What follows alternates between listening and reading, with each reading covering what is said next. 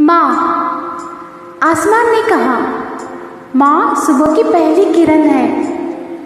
चांद ने बताया, माँ ठंडक है। सितारों ने सरगोशी की, माँ एक चमकदार सितारा है। सूरज ने बरमला कहा, माँ की गोद जैसी गरमाइश मुझ में नहीं है।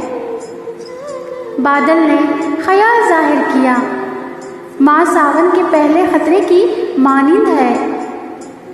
मौसम ने इंकशाफ किया, माँ प्यार की सुबह है। समंदर ने राज बताया, माँ एक किनारा है। फूल ने झूम कर कहा, माँ एक खूबसूरत खुशबू है।